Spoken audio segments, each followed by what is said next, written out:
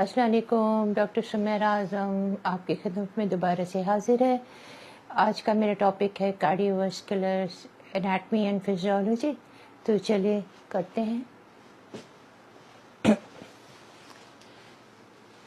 सबसे पहले मैं आपको हार्ट के बारे में बताऊंगी कि हार्ट एक कोनिकल चेम्बर है। इसका बेस जो है अपवर्ड एंड राइट की तरफ लोकेटेड है और जो इसका एपेक्स है वो बेस की तरफ और लेफ्ट की तरफ लोकेटेड होता है। हार्ट के 4 चेम्बर्स होते हैं, right atrium, right ventricle, left atrium, left ventricle, और इसके 4 ही वॉल्व्स होते हैं। ट्राइकस्पिड वॉल्व जो राइट एट्रियम को राइट वेंट्रिकल से डिवाइड करता है, और बाइकस्पिड वॉल्व जो लेफ्ट एट्रियम को लेफ्ट वेंट्रिकल से डिवाइड करता है। पल्मोनरी ट्रंक के सेमिल्यूनर वॉल्व्स होते हैं, और इसी तरह ये इसके भी एओर्टा के भी सेमिल्यूनर वॉल्व्स होते हैं जो वन डायरेक्शन में इस खोलते हैं। इस चारों के चारों वॉल्व जो होते हैं यूनी डायरेक्शनल होते हैं। एक डायरेक्शन में इनका फ्लो होता है ब्लड का, और बैकवर्ड प्रेशर जो है ब्लड का जो फ्लो होता है वो ये प्रिवेंट करते हैं। Right side of the heart जो होता है डीऑक्सीजनेटेड ब्लड कैरी करता है, और जो लेफ्ट साइड होता है वो ऑक्सीजनेटेड ब्लड इसमें आता है। दोनों के दरमियान एक सेप्टम होता है। ये राइट एट्रियम और राइट वेंट्रिकल के दरमियान इंटर एट्रियल सेप्टम, और राइट वेंट्रिकल और लेफ्ट वेंट्रिकल के दरमियान इंटरवेंट्रिकुलर सेप्टम होता है। 2 सर्कुलेशंस होते हैं बॉडी में main, pulmonary circulation and systemic circulation. Body से जो डीऑक्सीजनेटेड ब्लड होता है वो वेन्स के जरिए और फिर उसके बाद बड़ी वेन्स यानी superior vena cava, inferior vena cava के जरिए राइट एट्रियम में दाखिल होता है।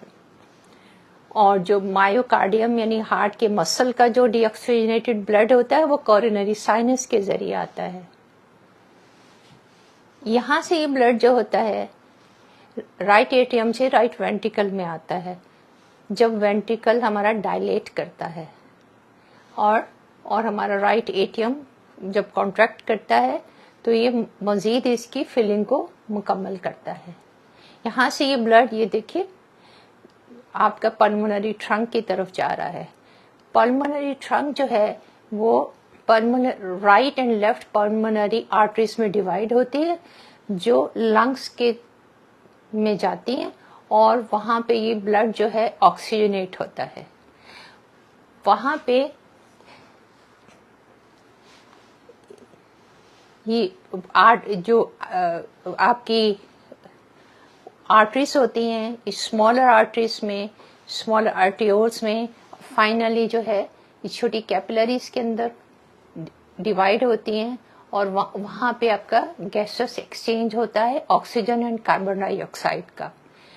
ब्लड जब ऑक्सीजनेट हो जाता है लंग्स में तो पल्मोनरी वेन्स के जरिए लेफ्ट एट्रियम में आता है, और लेफ्ट एट्रियम से आपका बाइकस्पिड वॉल्व के जरिए लेफ्ट वेंट्रिकल में आता है।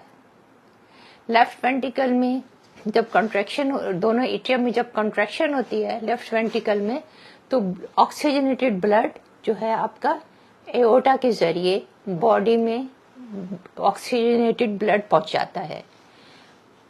एओर्टा जो है थिक वॉल सबसे बड़ा आर्टरी है और इसको एओर्टा कहते हैं, और ये इसकी जो ब्रांचेस इसकी निकलती हैं आर्च ऑफ एओर्टा से जो बॉडी के ऊपर के हिस्से को साफ खून पहुंचाती हैं, और फिर ये कर्व होकर descending aorta, thoracic aorta, abdominal aorta में डिवाइड होके बॉडी के तमाम हिस्सों को ब्लड फराहम करता है।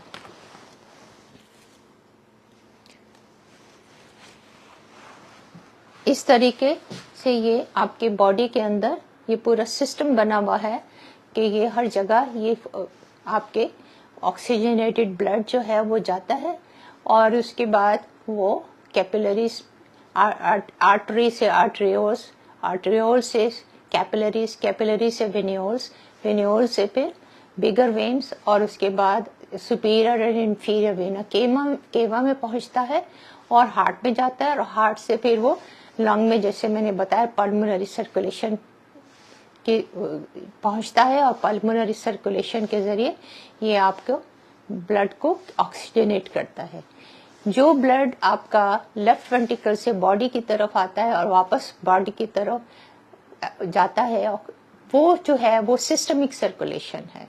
ये हाई रेजिस्टेंस सिस्टम होता है और इसमें आपकी जो इसीलिए आपकी आर्टरीज और आर्ट्रियोल्स जो होती हैं वो थिकर वॉल्ड होती हैं, जैसे आप देख सकते हैं वो थिकर वॉल होती हैं और ये आप इनकी थिकर वॉल्स की वजह से और मसल्स के पंपिंग एक्शन की वजह से ब्लड जो है वो बॉडी के अंदर सर्कुलेट करता है और साफ खून पहुंचाता है।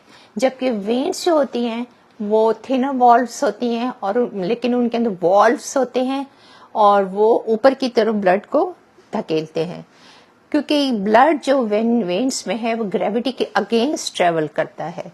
इसलिए इस यहाँ पे वॉल्व्स होते हैं जो यूनिडायरेक्शनल होते हैं और ब्लड को हार्ट की तरफ लेके जाते हैं। आप जो कंडीशन वेरिकोसिटी आप देख चुके होंगे डिफरेंट पेशेंट्स में, जो टॉर्चरस एंड थिक वेन्स आपकी पेनफुल आपकी लेग्स में डेवलप हो जाती हैं, वो इसी वेरिकोसिटी में ये वॉल्व्स की डैमेज का नतीजा होती हैं।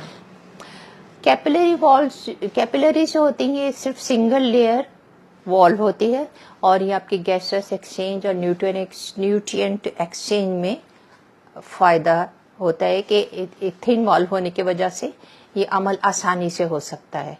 ब्लड जो होता है आपका, उसके अंदर एक तो फ्लूइड एलिमेंट होता है, दूसरा आपके सेल्यूलर एलिमेंट्स होते हैं। ब्लड को अगर आप सेंट्रीफ्यूज करें तो आप देखेंगे कि यानी कि अगर आप ब्लड को हाई स्पीड पे स्पिन करें तो वो जब सेंट्रीफ्यूज होता है तो ऊपर एक क्लियर फ्लूइड आ जाता है और नीचे आपका रेड कलर का फ्लूइड होता है, रेड कलर का सेडिमेंट होता है, क्योंकि ब्लड का जो कलर है वो इरिथ्रोसाइट्स की वजह से है। और इसके अलावा जो आपके एलिमेंट्स हैं वो आपके व्हाइट ब्लड सेल्स हैं, जिसके अंदर phagocytes, lymphocytes, monocytes, neutrophils, different मुख्तलिफ किस्म के सेल्स होते हैं जो एंटीबॉडी प्रोड्यूस करने के लिए, वायरसेस और बैक्टीरिया और केमिकल्स प्रोड्यूस करने के लिए, इन्फ्लेमेशन को कंट्रोल करने के लिए ये जो सेल्स होते हैं ये काम आते हैं।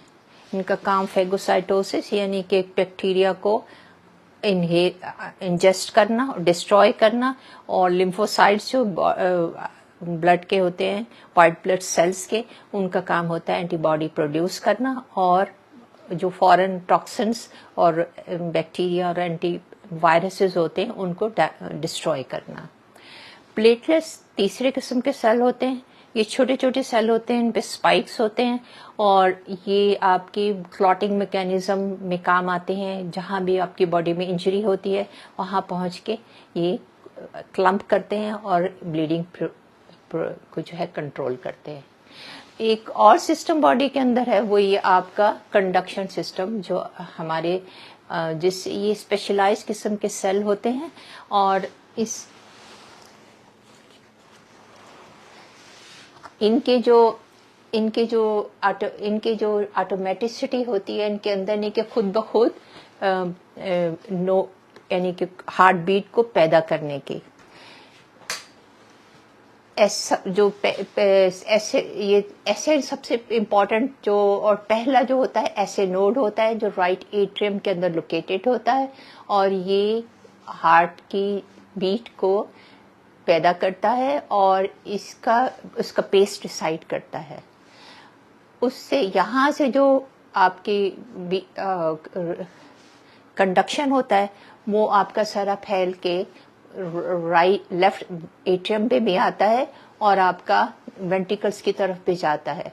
यहाँ पे एट्रियोवेंट्रिकुलर नोड होती है जहाँ पे ये पहुँचते ही है ये कंडक्शन, और वहाँ पे थोड़ी से डिले के बाद ये आपके बंडल ऑफ हिल्स और में पहुँचता है, जहाँ और इंटरवेंट्रिकुलर सेप्टम में ये बंडल ऑफ हिल्स जो है वो लेफ्ट एंड राइट ब्रांचेस में डिवाइड होती है और फिर टर्न होके वेंट्रिकल के मसल्स में परकंजी फाइबर्स बनाते हैं और इस तरह पूरे हार्ट के अंदर एक कंडक्शन सिस्टम डेवलप हो जाता है जो आपके हार्ट की जो है इलेक्ट्रिकल एक्टिविटी को बनाता भी और मेंटेन भी करता है। जब भी इसमें कोई एबिरेशंस होती हैं या तो आपको एरिथमियास या मुख्तलिफ किस्म के मसाइल आते हैं, उसको जब मैं एरिथमियास आपको बताऊंगी तो फिर मैं I will go over it again, ठीक है। और यहाँ पे बेसिकली आपका ब्रीफ रिव्यू ख़त्म होता है और अब जब मैं नेक्स्ट टाइम आपके खिदमत में हाजिर होंगी तो मैं इन तमाम बीमारियों के बारे में बताऊंगी जो हार्ट और ब्लड वेसल्स और ब्लड से रिलेटेड है और इनके ग्रुप्स और इनकी इंडिविजुअल बीमारियां। और इंशाल्लाह तब तक के लिए इजाज़त दीजिए। जब तक आप मेरे चैनल को से जुड़े रहिए, सब्सक्राइब कीजिए, लाइक कीजिए, शेयर कीजिए।